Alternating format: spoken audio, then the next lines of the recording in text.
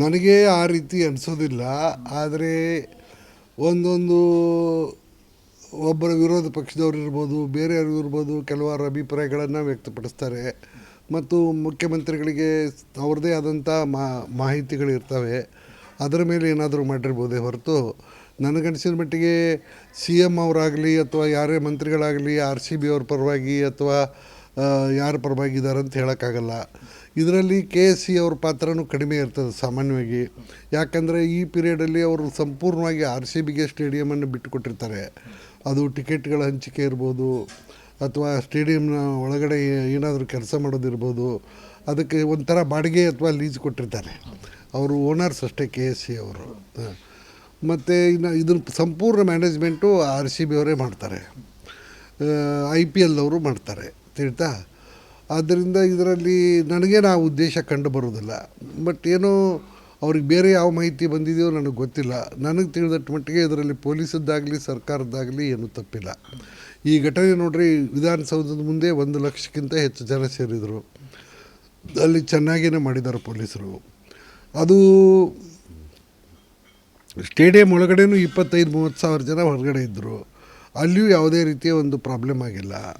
ಇದು ಆಗಿರೋದು ಕೆಲವು ಗೇಟ್ಗಳನ್ನು ಭಾಳ ಕಾಲದವರೆಗೆ ಮುಚ್ಚಿಟ್ಟಿದ್ದರಿಂದ ಮತ್ತು ಭಾಳಷ್ಟು ಅಭಿಮಾನಿಗಳಿಗೆ ಪ್ರವೇಶಾವಕಾಶದ ನೀಡುವುದರಲ್ಲಿ ವಿಳಂಬ ಮಾಡಿದ್ರಿಂದ ಮತ್ತು ಪ್ರವೇಶಾವಕಾಶಕ್ಕೆ ಕಾಯ್ತಾ ಇದ್ದಂಥ ಅಭಿಮಾನಿಗಳಿಗೆ ಮಹತ್ವದ ವೇಳೆಯಲ್ಲಿ ಕಾಲಕ್ಕೆ ತದ್ವಿರುದ್ಧವಾದಂಥ ಸೂಚನೆಗಳನ್ನು ಮಾಹಿತಿಗಳನ್ನು ನೀಡಿರುವುದು.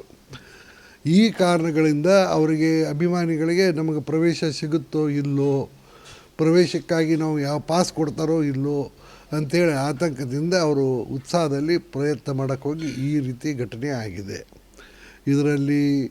ಇದಕ್ಕೆ ಮುಖ್ಯವಾಗಿ 100ಕ್ಕೆ 100 ಕಾರಣ ಈ ಒಂದು ಸ್ಟೇಡಿಯಂನಲ್ಲಿ ಮ್ಯಾನೇಜ್ ಮಾಡ್ತಾ ಇರ್ತಕ್ಕಂಥ ಆರ್ ಸಿ ಬಿ ವ್ಯವಸ್ಥಾಪಕರಿರ್ಬೋದು, ಮಾಲೀಕರಿರ್ಬೋದು ಅಥವಾ ಅವರ ಮ್ಯಾನೇಜರ್ಗಳಿರ್ಬೋದು, ಅವರೇ ಜವಾಬ್ದಾರಿ ಇದಕ್ಕೆ. ಯಾಕಂದರೆ ವಿಧಾನಸೌಧದ ಮುಂದೆ ಆಗ್ಬೋದಾಗಿತ್ತು, ಆ ರೀತಿಯಾಗಿದ್ದರೆ ರಸ್ತೆಯಲ್ಲಿ ಎಲ್ಲ ಆಗ್ಬೋದಾಗಿತ್ತು. ಸ್ಟೇಡಿಯಂನಲ್ಲಿಯೂ ಎಲ್ಲ ಕಡೆ ಆಗಲಿಲ್ಲ, 1-2 ಗೇಟಲ್ಲಿ ಮಾತ್ರ ಆಯಿತು. ಯಾಕೆ? ಮತ್ತು ಇನ್ನೊಂದು ಏನು ಮಾಡಿದ್ದಾರೆ ಆರ್ ಸಿ ಬಿ ಅವರು ಪೂರ್ತಿ ಕಮರ್ಷಿಯಲ್ ಲಾಭ ಮಾಡೋಕ್ಕೆ.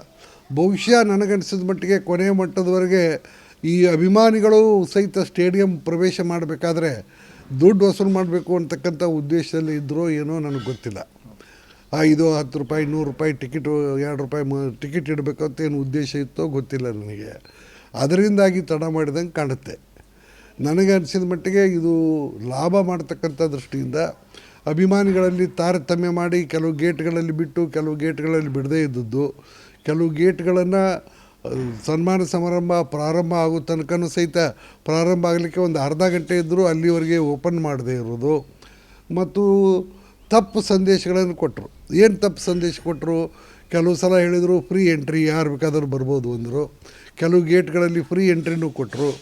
ಕೆಲವು ಕಡೆ ಏನು ಹೇಳಿದರು, ನಾವು ಗೇಟ್ಗಳಲ್ಲಿ ನೀವು ಡೌನ್ಲೋಡ್ ಮಾಡ್ಕೊಳ್ಳಿ ಇಂಟರ್ನೆಟ್ ಮೇಲೆ ಫ್ರೀ ಪಾಸನ್ನು ಅಂತ ಹೇಳಿದರು.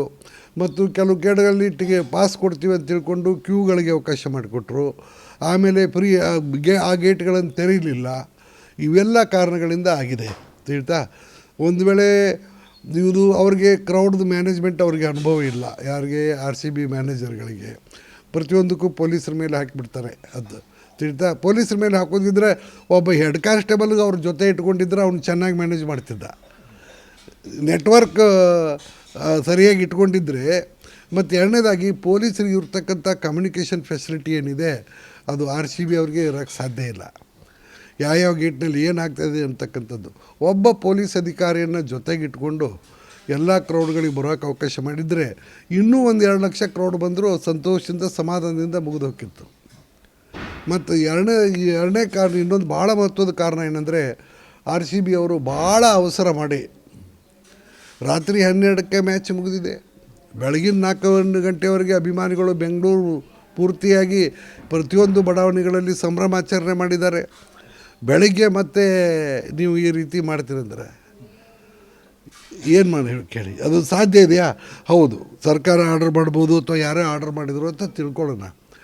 ಈ ಫಿಸಿಕ್ಸ್ದು ಭೌತಶಾಸ್ತ್ರದ ಇದ್ರ ಪ್ರಕಾರ ಒಂದು ಅಲ್ಲಿ ಮೊಬಿಲೈಜೇಷನ್ ಆಗಬೇಕು, ಸ್ಟಾಫ್ ರಿಕ್ವಿಷನ್ ಆಗಬೇಕು, ಸ್ಟಾಫ್ ಡಿಪ್ಲಾಯ್ಮೆಂಟ್ ಆಗಬೇಕು, ಸ್ಟಾಫ್ಗೆ ಬ್ರೀಫಿಂಗ್ ಆಗಬೇಕು, ಸ್ಟಾಫ್ ಪೋಸ್ಟಿಂಗ್ ಆಗಬೇಕು.